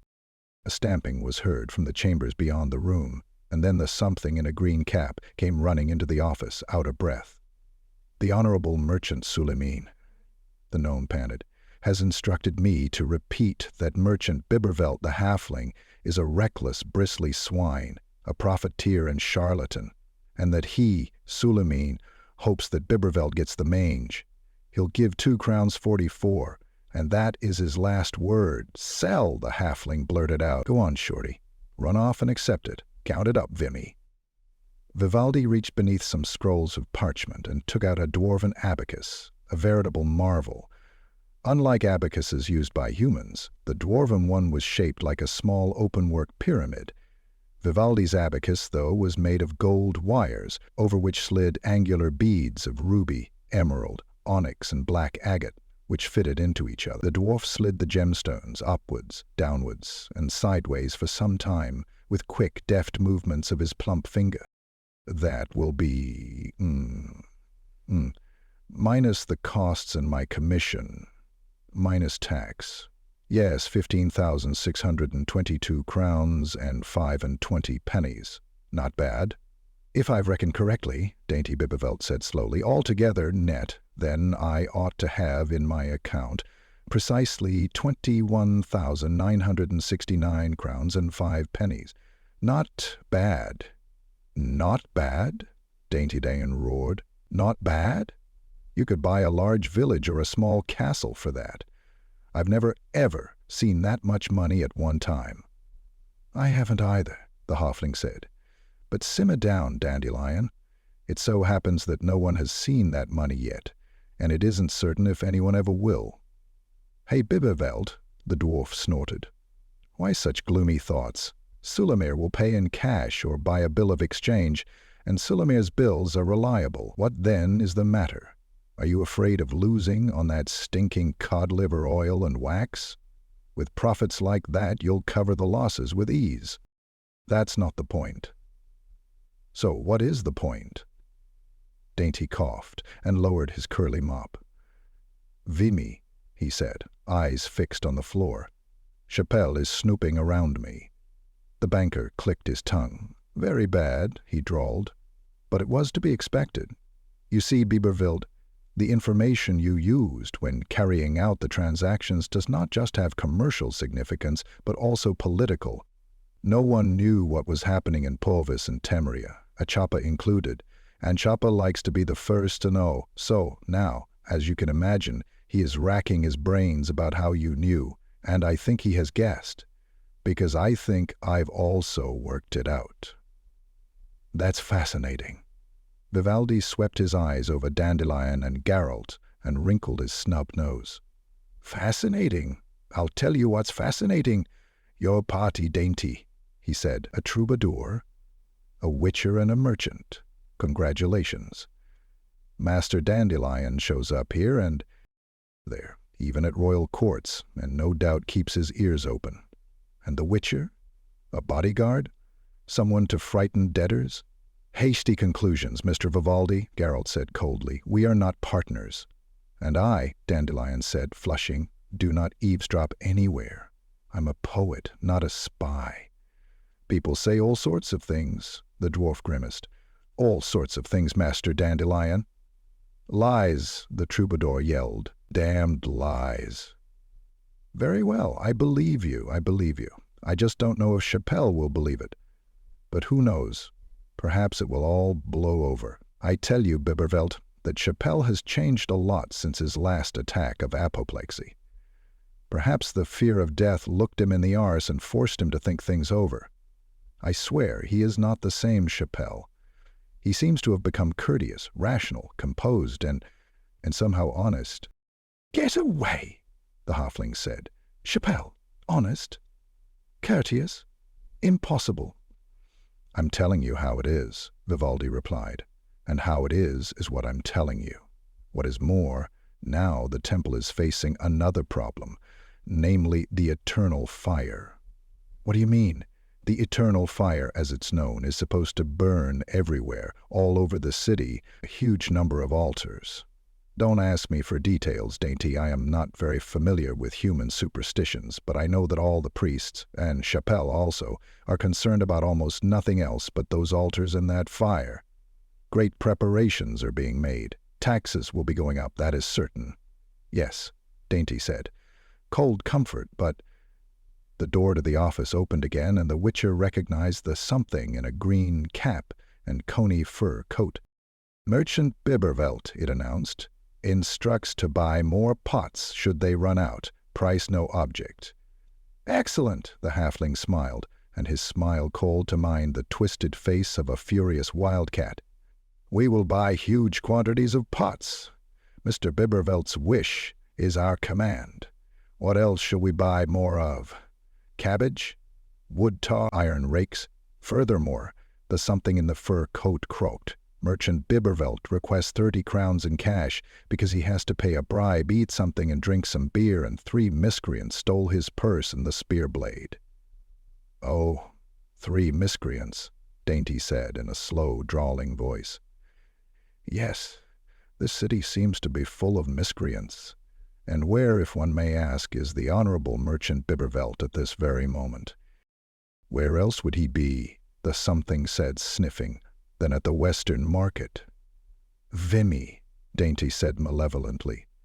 Don't ask questions, but find me a stout, robust stick from somewhere. I'm going to the Western Market, but I can't go without a stick. There are too many miscreants and thieves there. A stick, you say? Of course. But Dainty, I'd like to know something, because it is preying on me. I was supposed not to ask any questions, but I shall make a guess, and you can either confirm or deny it. All right? Guess away. That rancid cod liver oil, that wax, and those bowls, that bloody twine, it was all a tactical gambit, wasn't it? You wanted to distract the competition's attention from the cochineal and the mimosa, didn't you? To stir up confusion on the market? Hey, Dainty? The door opened suddenly, and something without a cap ran in. Sorrel reports that everything is ready, it yelled shrilly, and asks if he should start pouring. Yes, he should, the halfling bellowed. At once! By the red beard of old Rundurin, Vimy Vivaldi bellowed as soon as the gnome had shut the door. I don't understand anything. What is happening here? Pour what? Into what? I have no idea, Dainty admitted, but Vim, the wheels of business must be oiled. Pushing through the crowd with difficulty, Geralt emerged right in front of a stall laden with copper skillets, pots, and frying pans, sparkling in the rays of the twilight sun. Behind the stall stood a red-bearded dwarf in an olive-green hood and heavy sealskin boots. The dwarf's face bore an expression of visible dislike. To be precise, he looked as though any moment he intended to spit on the female customer sifting through the goods. The customer's breast was heaving, she was shaking her golden curls, and was besetting the dwarf with a ceaseless and chaotic flow of words. The customer was none other than Vespula, known to Geralt as the thrower of missiles. Without waiting for her to recognize him, he melted swiftly back into the crowd. The Western Market was bustling with life, and getting through the crowd was like forcing one's way through a hawthorn bush. Every now and then something caught on his sleeves and trouser legs. At times it was children who had lost their mothers while they were dragging their fathers away from the beer tent. At others it was spies from the guardhouse. At others, shady vendors of caps of invisibility, aphrodisiacs, and bawdy scenes carved in cedar wood. Geralt stopped smiling and began to swear, making judicious use of his elbows. He heard the sound of a lute and a familiar peal of laughter. The sounds drifted from a fabulously colored stall, decorated with the sign, "Buy your wonders, amulets, and fish bait here." "Has anyone ever told you, madam, that you are gorgeous?" Dandelion yelled, sitting on the stall and waving his legs cheerfully. "No, it cannot be possible. This is a city of blind men. Nothing but a city of blind men. Come, good folk, who would hear a ballad of love? Whoever would be moved and enriched spiritually, let him toss a coin into the hat. What are you shoving your way in for, you bastard? Keep your pennies for beggars and don't insult an artist like me with copper. Perhaps I could forgive you, but art never could." "Dandelion," Geralt said, approaching. "I thought we had split up to search for the Doppler. And you're giving concerts. Aren't you ashamed to sing at markets like an old beggar?" "Ashamed?" the bard said, astonished. "What matters is what and how one sings, and not where. Besides, I'm hungry, and the stool-holder promised me lunch. As far as the Doppler is concerned, look for it yourselves. I'm not cut out for chases, brawls, or mob law. I'm a poet." "You would do better not to attract attention, O poet. Your fiancé is here. There could be trouble." "Fiancé?" Dandelion blinked nervously. "Which one do you mean? I have several." Vespula, clutching a copper frying pan, had forced her way through the audience with the momentum of a charging aurochs. Dandelion jumped up from the stall and darted away, nimbly leaping over some baskets of carrots. Vespula turned towards the Witcher, dilating her nostrils. Geralt stepped backwards, his back coming up against the hard resistance of the stall's wall. "Get, Geralt!" Dainty Bibervelt shouted, jumping from the crowd and bumping into Vespula. "Quickly, quickly! I've seen him! Look, there! He's getting away!" "I'll get you yet, you lechers!" Vespula screamed, trying to regain her balance. "I'll catch up with the whole of your debauched gang. Fine company. A pheasant, a scruff, and a midget with hairy heels. You'll be sorry." "This way, Geralt!" Dainty yelled as he ran, jostling a small group of schoolboys intently playing the shell game. There, he's scarpered between those wagons. Steal up on him from the left, quick!" They rushed off in pursuit, the curses of the stall-holders and customers they had knocked over ringing in their ears. By a miracle, Geralt avoided tripping over a snot-nosed tot caught up in his legs. He jumped over it, but knocked over 2 barrels of herrings, for which an enraged fisherman lashed him across the back with a live eel, which he was showing to some customers at that moment. They saw the Doppler trying to flee past a sheep pen. "From the other side!" Dainty yelled. "Cut him off from the other side, Geralt!" The Doppler shot like an arrow along the fence, green waistcoat flashing. It was becoming clear why he was not changing into anybody else. No one could rival a halfling's agility. No one. Apart from another halfling. Or a witcher. Geralt saw the Doppler suddenly changing direction, kicking up a cloud of dust, and nimbly ducking into a hole in the fence surrounding a large tent serving as a slaughterhouse and a shambles. Dainty also saw it. The Doppler jumped between the palings and began to force his way between the flock of bleating sheep crowded into the enclosure. It was clear he would not make it. Geralt turned and rushed after him between the palings. He felt a sudden tug, heard the crack of leather tearing, and the leather suddenly became very loose under his other arm. The Witcher stopped, swore, spat, and swore again. Dainty rushed into the tent after the Doppler. From inside came screaming, the noise of blows, cursing, and an awful banging noise. The Witcher swore a third time, extremely obscenely, then gnashed his teeth, raised his hand, and formed his fingers into the Ard sign, aiming it straight at the tent. The tent billowed up like a sail during a gale, and from the inside reverberated a hellish howling, clattering and lowing of oxen. The tent collapsed. The Doppler, crawling on its belly, darted out from beneath the canvas and dashed towards another, smaller tent, probably the cold store. "Right away," Darot pointed. He ran towards him and jabbed him in the back with the sign. The Doppler tumbled to the ground as though struck by lightning, turned a somersault, but immediately sprang up and rushed into the tent. The Witcher was hot on his heels. It stank of meat inside the tent, and it was dark. Tellico Lundgravink Letort was standing there, breathing heavily, clinging with both hands onto a side of pork hanging on a pole. There was no other way out of the tent, the canvas firmly fastened to the ground with numerous pegs. "It's a pleasure to meet you again, mimic," Geralt said coldly. The Doppler was breathing heavily and hoarsely. "Leave me alone," it finally grunted. "Why are you tormenting me, Witcher?" "Tellico," Geralt said, "you're asking foolish questions. In order to come into possession of Bibervelt's horses and identity, you cut his head open and abandoned him in the wilds. You're still making use of his personality and ignoring the problems you are causing him.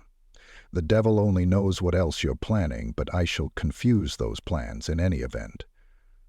I don't want to kill you or turn you over to the authorities, but you must leave the city. I'll see to it that you do.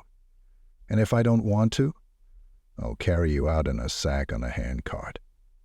The Doppler swelled up abruptly, and then suddenly became thinner and began to grow, his curly chestnut hair turning white and straightening, reaching his shoulders. The halfling's green waistcoat shone like oil, becoming black leather, and silver studs sparkled on the shoulders and sleeves. The chubby, ruddy face elongated and paled. The hilt of a sword extended above its right shoulder.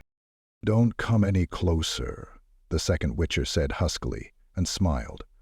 "Don't come any nearer, Geralt. I won't let you lay hands on me."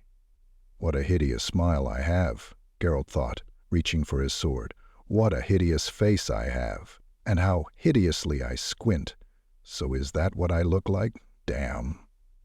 The hands of the Doppler and the Witcher simultaneously sprang from their scabbards, and both swords simultaneously sprang from their scabbards. Both Witchers simultaneously took 2 quick, soft steps, one to the front, the other to the side. Both of them simultaneously raised their swords and swung them in a short, hissing moulinet. Simultaneously, they both stopped dead, frozen in position. "You cannot defeat me," the Dopplet snarled, "because I am you, Geralt." "You are mistaken, Telion," the Witcher said softly. "Drop your sword and resume Bibevelt's form. Otherwise you'll regret it, I warn you." "I am you," the Doppler repeated. "You will not gain an advantage over me. You cannot defeat me, because I am you." "You cannot have any idea what it means to be me, Mimic." Tellico lowered the hand gripping the sword. "Helper, I am you," he repeated. "No," the Witcher countered, "you are not. And do you know why? Because you're a poor little good-natured Doppler. A Doppler who, after all, could have killed Bibervelt and buried his body in the undergrowth, by so doing gaining total safety and utter certainty that he would not be unmasked, ever, by anybody, including the halfling spouse, the famous Gardenia Bibervelt. But you didn't kill him, Tellico, because you didn't have the courage. Because you're a poor little good-natured Doppler, whose close friends call him Doo-Doo, and whoever you might change into, you'll always be the same. You only know how to copy what is good in us, because you don't understand the bad in us. That's what you are, Doppler." Tellico moved backwards, pressing his back against the tense canvas. "Which is why," Geralt continued, "you will now turn back into Bivervold and hold your hands out nicely to be tied up. You aren't capable of defying me because I am what you are unable of copying. You are absolutely aware of this, Doo-Doo, because you took over my thoughts for a moment." Tellico straightened up abruptly. His face's features, still those of the Witcher, blurred and spread out, and his white hair curled and began to darken. "You're right, Geralt," he said indistinctly, because his lips had begun to change shape. "I took over your thoughts. Only briefly, but it was sufficient. Do you know what I'm going to do now?" The leather Witcher jacket took on a glossy, cornflower blue color. The Doppler smiled, straightened his plum bonnet with its aigrette's feather, and tightened the strap of the lute slung over his shoulder, the lute which had been a sword a moment ago. "I'll tell you what I am going to do, Witcher," he said, with the rippling laughter characteristic of Dandelion. "I'll go on my way, squeeze my way into the crowd, and change quietly into any old body, even a beggar, because I prefer being a beggar in Novigrad to being a Doppler in the wilds. Novigrad owes me something, Geralt. The building of a city here tainted a land we could have lived in our natural form. We have been exterminated, hunted down like rabid dogs. I'm one of the few to survive. I want to survive, and I will survive. Long ago, when wolves pursued me in the winter, I turned into a wolf and ran with the pack for several weeks, and survived. Now I'll do that again because I don't want to roam about through wildernesses and be forced to winter beneath fallen trees. I don't want to be forever hungry. I don't want to serve as target practice all the time. Here in Novigrad, it's warm, there's grub, I can make money, and very seldom do people shoot arrows at each other. Novigrad is a pack of wolves. I'll join that pack and survive. Understand? Geralt nodded reluctantly.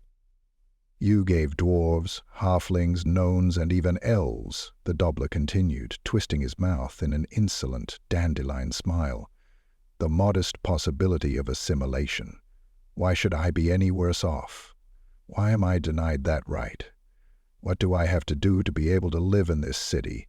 Turn into a she-elf with doe eyes, silky hair, and long legs? Well, in what way is a she-elf better than me? Only that at the sight of the she-elf, you pick up speed, and at the sight of me you want to puke? You know where you can stuff an argument like that. I'll survive anyway. I know how to. As a wolf I ran, I howled, and I fought without others over a she-wolf. As a resident of Novigrad, I'll trade, weave wicker baskets, beg or steal. As one of you, I'll do what one of you usually does. Who knows, perhaps I'll even take a wife. The Witcher said nothing.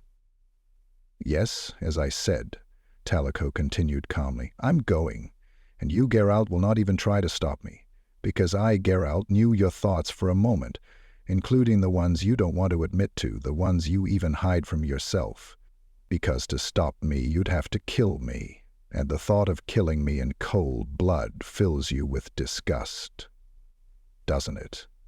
The Witcher said nothing. Tellico adjusted the strap of the lute again, turned away, and walked towards the exit. He walked confidently, but Geralt saw him hunch his neck and shoulders in expectation of the whistle of a sword blade. He put his sword in its scabbard. The Doppler stopped in mid-step and looked around. Farewell, Geralt, he said. Thank you. Farewell, Dudu, the Witcher replied. Good luck. The Doppler turned away and headed towards the crowded bazaar, with Dandelion's sprightly, cheerful, swinging gait. Like Dandelion, he swung his left arm vigorously, and just like Dandelion, he grinned at the wenches as he passed them. Geralt set off slowly after him. Slowly. Tellico seized his lute in full stride. After slowing his pace, he played 2 chords and then dexterously played a tune Geralt knew. Turning away slightly, he sang, exactly like Dandelion. Spring will return. On the road the rain will fall. Hearts will be warmed by the heat of the sun. It must be thus, for fire still smolders in us all. An eternal fire, hope for each one. Pass that on to Dandelion, if you remember, he called, and tell him that winter is a lousy time. The ballad should be called The Eternal Fire. Farewell, Witcher. Hey! Suddenly resounded. You, pheasant! Tellico turned around in astonishment. From behind a stall emerged Vespula, her breast heaving violently, raking him up with a foreboding gaze. Eyeing up tarts, you cad, she hissed, breast heaving more and more enticingly. Singing your little songs, are you, you knave? Tellico took off his bonnet and bowed, broadly smiling Dandelion's characteristic smile. Vespula, my dear, he said ingratiatingly, how glad I am to see you. Forgive me, my sweet, I owe you. Oh, you do, Vespula interrupted loudly. And what you owe me, you will now pay me. Take that. An enormous copper frying pan flashed in the sun and with a deep, loud clang smacked into the Doppler's head. Tellico staggered and fell, with an indescribably stupid expression frozen on his face. Arms spread out, and his physiognomy suddenly began to change, melt, and lose its similarity to anything at all. Seeing it, the Witcher leaped towards him, in full flight, snatching a large kelim from a stall. Having unfurled the kelim on the ground, he sent the Doppler onto it with 2 kicks, and rolled it up in it quickly but tightly. Sitting down on the bundle, he wiped his forehead with a sleeve. Vespula, gripping the frying pan, looked at him malevolently, and the crowd closed in all around. He's sick, the Witcher said, and smiled affectedly. It's for his own good. Don't crowd good people, the poor thing needs air. Did you hear? Chappelle asked calmly but resonantly, suddenly pushing his way through the throng. Please do not form a public gathering here, please disperse. Public gatherings are forbidden, punishable by a fine. In the blink of an eye, the crowd scattered to the sides, only to reveal Dandelion approaching swiftly, to the sounds of his lute. On seeing him, Vespula let out an ear-splitting scream, dropped the frying pan, and fled across the square. What happened? Dandelion asked. Did she see the devil? Geralt stood up, holding the bundle, which had begun to move weakly. Chappelle slowly approached. He was alone, and his personal guard was nowhere to be seen. I wouldn't come any closer, Geralt said quietly. If I were you, Lord Chappelle, sir, I wouldn't come any closer. You wouldn't? Chappelle tightened his thin lips, looking at him coldly. If I were you, Lord Chappelle, I would pretend I never saw anything. Yes, no doubt, Chappelle said. But you are not me. Dainty Bibervelt ran up from behind the tent, out of breath and sweaty. On seeing Chappelle, he stopped, began to whistle, held his hands behind his back, and pretended to be admiring the roof of the granary. Chappelle went over and stood by Geralt very close. The Witcher did not move, but only narrowed his eyes. For a moment they looked at each other, and then Chappelle leaned over the bundle. "Dudu," he said to Dandelion's strangely deformed Cordovan boots sticking out of the rolled-up kilim. "Copy Bibelwelt." "And quickly!" "What?" Danny yelled, stopping, staring at the granary. "What's that?" "Be quiet," Chappelle said. "Well, Dudu, are things coming along?" "I'm just—" A moment grunting issued from the kilim. Just a moment." The Cordovan boots sticking out of the kilim stretched, became blurred, and changed into the halfling's bare hairy feet. "Get out, Dudu," Chappelle said. "And you, Dainty, be quiet. All halflings look the same, don't they?" Dainty mumbled something indistinctly. Geralt, eyes still narrowed, looked at Chappelle suspiciously. The minister, however, straightened up and looked all around, and all that remained of any gawkers who were still in the vicinity was the clacking of wooden clogs dying away in the distance. The second Dainty Bibervelt scrambled and rolled out of the bundle, sneezed, sat up and rubbed his eyes and nose. Dandelion perched himself on a trunk lying alongside and strummed away on his lute with an expression of moderate interest on his face. "Who do you think that is, Dainty?" Chappelle asked mildly. "Very similar to you, don't you think?" "He's my cousin," the halfling shot back and grinned. "A close relative, Dudu Bibervelt of Knotgrass Meadow, an astute businessman. I've actually just decided—" "Yes, Dainty?" "I've decided to appoint him my factor in Novigrad. What do you say to that, cousin?" "Oh, thank you, cousin." His close relative, the pride of the Bibervelt clan, and an astute businessman, smiled broadly. Chappelle also smiled. "Has your dream about life in the city come true?" Geralt muttered. "What do you see in this city, Dudu? And you, Chappelle?" "Had you lived on the moors," Chappelle muttered back, "and eaten roots, got soaked and frozen, you'd know. We also deserve something from life, Geralt. We aren't inferior to you." "Very true," Geralt nodded. "You aren't. Perhaps it even happens that you're better. What happened to the real Chappelle?" "Popped his clogs," the second Chappelle whispered. 2 months ago now. Apoplexy. May the earth lie lightly on him, and may the eternal fire light his way. I happened to be in the vicinity. No one noticed." "Geralt!" "You aren't going to—" "What didn't anyone notice?" the Witcher asked, with an inscrutable expression. "Thank you," Chappelle muttered. "Are there more of you? Is it important?" "No," agreed the Witcher. "It isn't." A 2-cubit-tall figure in a green cap and spotted coney fur coat dashed out from behind the wagons and stalls and trotted over. "Mr. Bibervelt," the gnome panted and stammered, looking around and sweeping his eyes from one halfling to the other. "I presume, Shorty," Dainty said, "that you have a matter for my cousin, Dudu Bibervelt, to deal with. Speak." "Speak." "That is him. Sorelé reports that everything has gone the gnome said and smiled broadly, showing small, pointed teeth. For 4 crowns apiece. I think I know what it's about, Dainty said. Pity Vivaldi's not here. He would have calculated the profit in no time. If I may, cousin. Tellico Lundgravink Letort, Penstock for short, Dudu to his close friends, and for the whole of Novigrad a member of the large Bibervelt family, spoke up. If I may, I'll calculate it. I have an infallible memory for figures, as well as for other things. By all means, Dainty gave a bow. By all means, cousin. The costs, the Doppler frowned, were low. 18 for the oil, 8.50 for the cod liver oil. Altogether, including the string, 45 crowns. Takings, 600. At 4 crowns, makes 2,400. No commission, because there weren't any middlemen. Please do not forget about the tax, the second Chapelle reminded him. Please do not forget that standing before you is a representative of the city authorities and the temple, who treats his duties gravely and conscientiously.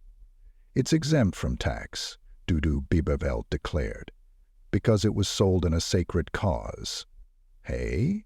The cod liver oil, waxen oil dyed with a little cochineal, the Doppler explained, need only be poured into earthenware bowls with a piece of string dipped into it. The string, when lit, gives a beautiful red flame which burns for a long time and doesn't smell.